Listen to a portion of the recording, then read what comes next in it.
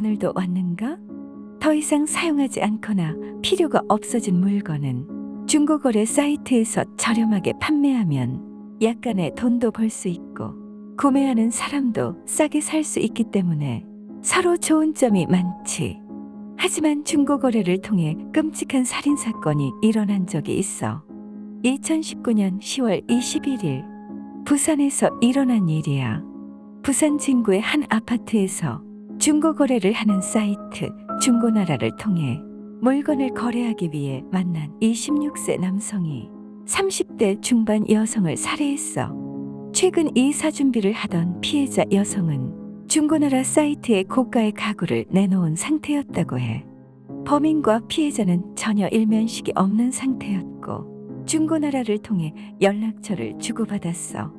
보통 중고거래는 만나서 하는 직거래를 할 경우 근처 역 출구나 카페 등 공공장소에서 만나는 경우가 많지만 피해자는 크기가 큰 소파를 내놓아 들고 나갈 수가 없었어. 범인은 피해자에게 소파의 상태를 확인하고 싶습니다. 라고 요청해서 별다른 의심 없이 범인을 자신의 집 안으로 들였을 것이라고 추정돼.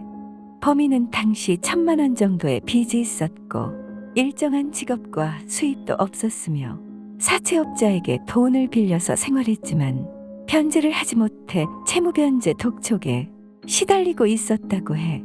빚을 갚기 위해 돈 좀 있어 보이는 혼자 사는 사람을 살해하고 강도할 생각을 했고 중고나라 사이트에서 비싼 중고 가구를 판다는 글을 보고 피해자에게 연락해 가구를 보러 가겠다는 명목으로 집을 찾아갔어.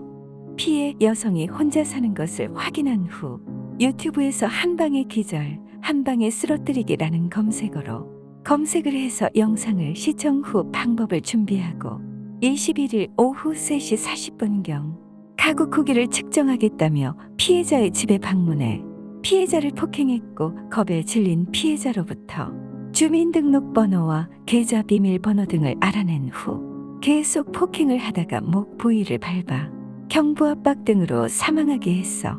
그리고 피해자를 욕실로 끌고 가 휴대전화 충전기 선으로 목을 감고 매달아 자살한 것처럼 위장했지. 범인은 피해자의 휴대전화, 출입문 카드키, 부동산 매매 계약서를 가지고 오후 6시 35분경 피해자의 휴대전화에 설치된 은행 앱 2개를 통해 8회에 걸쳐 총 2,600만 원을 자신의 계좌로 이체하고 600만 원의 현금 서비스를 받았어. 피해자의 휴대전화로 직장 동료와 가족들에게 급한 일이 생겨서 당분간 연락이 어려울 것 같아. 라는 내용의 문자를 보냈다고 해. 이상하게 생각한 피해자의 가족이 아파트 관리사무소에 확인을 요청했고 관리사무소 직원은 피해자가 연락이 되지 않자 경찰에 신고했어. 경찰은 피해자의 집에 들어와 사망한 피해자를 발견했고 자살로는 보이지 않아 곧바로 수사에 착수했어. CCTV에서 피해자의 집으로 들어가는 범인을 용의자로 특정하고 이틀간의 수사 끝에 10월 23일 범인을 잡았고 살인죄로 구속됐어. 범인은 중고 소파를 사려고 가격 흥정을 하는데 그 여자가 먼저 나를 무시하는 행동과 욕설을 해서 화가 났습니다. 그래서 얼굴을 몇 대 때렸는데 무릎 꿇고 원하는 거 다 줄 테니 살려만 달라고 하더군요. 그래도 화가 누그러지진 않았어요. 처음부터 죽이려고 한 건 아닙니다. 라고 주장했다고 해.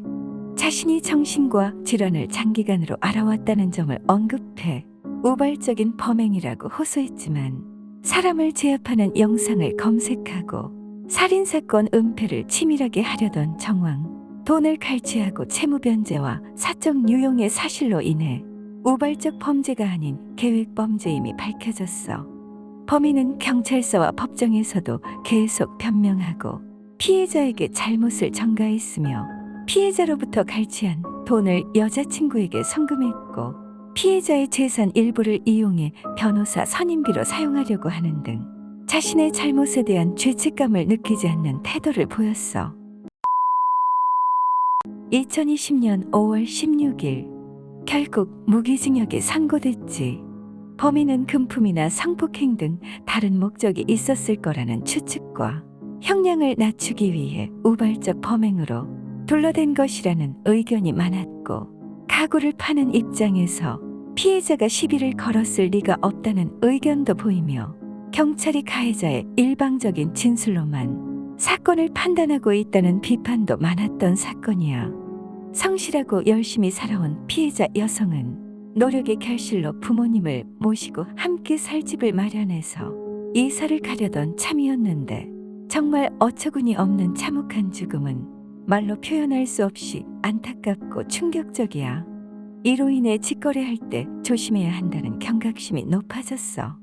직거래는 꼭 공공장소에서 하도록 해.